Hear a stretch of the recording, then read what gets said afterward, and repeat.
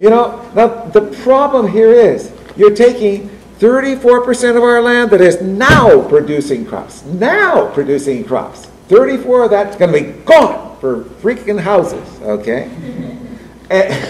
Which is about the stupidest thing in the world. But the other problem with it is you're taking the only hot weather area that we've got to grow crops and putting freaking houses on it.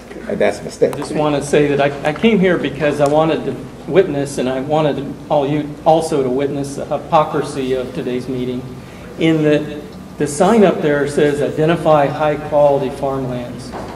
And yet we know that they have no intent to do that if they're going to skip the most prime land within central Oahu. So it's a hypocrisy and it's a farce. And unfortunately, the staff here is going to go back to the mayor and said, we went to all the communities and we got all this feedback from the people, and they stuck pins in the little maps and they helped us identify all the important farmlands. The people were part of the process. And they're all going to feel good about that and be able to sleep at night. But it's all a lie.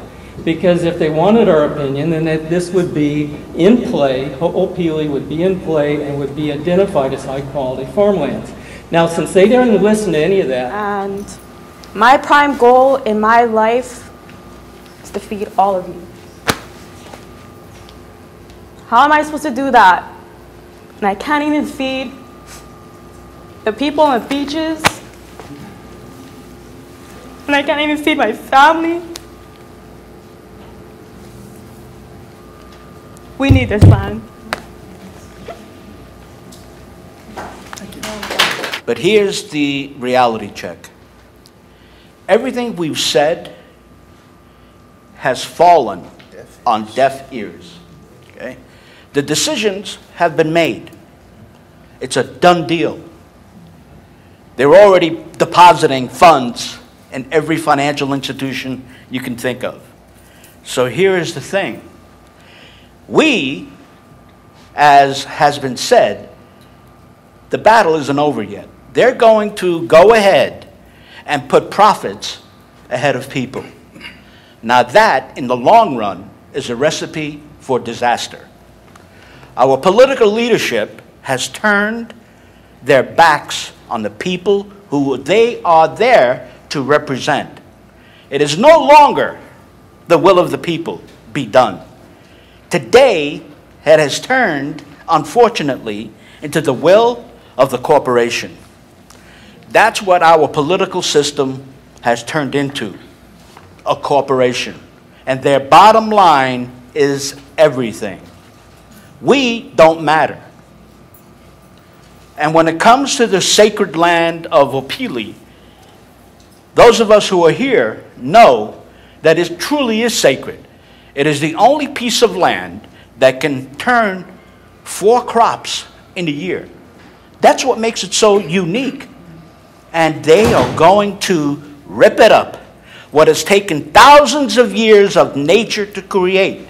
These greedy corporations who have no heart and no soul, who are addicted to our money that they love to spend, are going to go ahead and create a future that you don't want any of your kids to live back then. Years ago, everybody here knows that we imported only about 50% of our food. Today, the shocking fact is that we need to import over 90% of our food.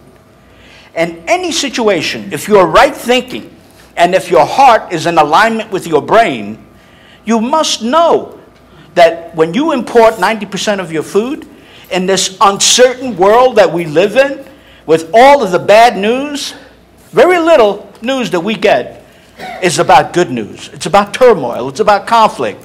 It's about shortages. And it's about our money not being worth anything anymore. So how can you possibly plan accordingly for the needs of the people? This is our future. And the future of our children. That's the bottom line to this. So you've got to tell the powers that be, stop right here, back up, rethink, and give us our land back. It seems like we're not just importing our food, we're importing people. And we're also building houses to import those people.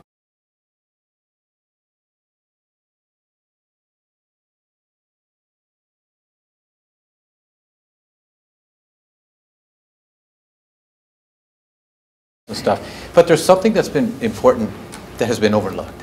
And then if we think about the Red Lima, this so-called weed that emerged from nowhere, it was extinct. And it came back to life on this land. Name something in your lifetime known to be extinct that's come back to life. One place on the planet has that. So with the Red Lima comes the endangered moth, the endangered butterfly, the wasp, all the way up to the pueo, possibly the Hawaiian hawk. If you want wildlife and so-called the voiceless to have a voice, then Ho'opili is far beyond our bellies. But all those who can't come here tonight and speak are begging you to have DLNR or any other entity quantify and do due diligence, because out of the Red Lima that came back to life, we've poured $20 million, gave it 18 acres and 3 outcroppings. Federal law. There has been no examination of Ho'opili. Accordingly, the Planning Use Commission, I'm almost done, the Planning Use Commission and thereof has said there's nothing of value there. Nothing of value where life came from death. So when you think about that, where else does life come from death? That ain't anywhere on this criteria. That's probably number 1. Thank you. Thanks. Okay, yes. Your continued allowing of your government to violate the Constitution of the United States of America on a daily basis with us has caught up to you, hasn't it?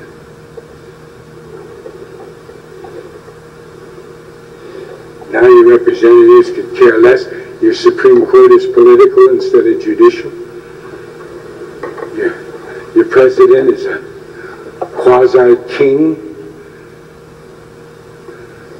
It gets worse and worse. The illegal, outlaw FBI, now the entire secret services of the United States government. You've lost all your individual rights.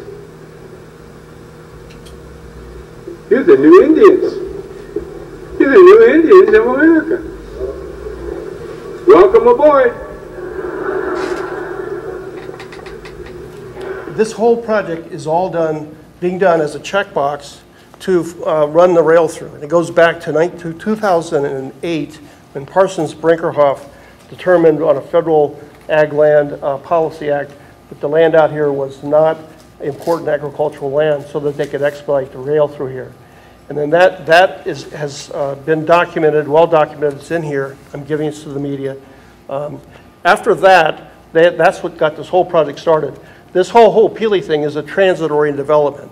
And what they're doing this checkbox meeting for, which is purely an unconstitutional thing, but it's got lots of nice charts and graphs in it, and they give you all this stuff about why they can't do this and that because it's against the law. I'll tell you, I've talked to all the experts. It is not against the law. And there's a way for this. What should be done is this should be mapped, important agricultural land, and in the Land Use Commission, there's a way to unmap it. And that's what should happen here. Legally, this land should be mapped, IAL, as it is, and then Horton applies through the Land Use Commission to unmap the land. That is the constitutional process, and I can show you every single statute and the entire process when Laura Thielen was hired by the city to map this land, and she said, this is easy. I can do this right away, because it's real simple. The maps are already there. The ALISH maps the state has, and the LSB maps clearly show this is all important agricultural land. It's shown in all the general plans as such, as ag land, all the way through up to the present. It's ag land. So you guys are doing this great dog and pony show, and you're all nice people, and I've talked to a number of you, but you are putting out a lie here. This whole thing is a big lie, unconstitutional, and I hope we find some attorneys somewhere that will take this to court.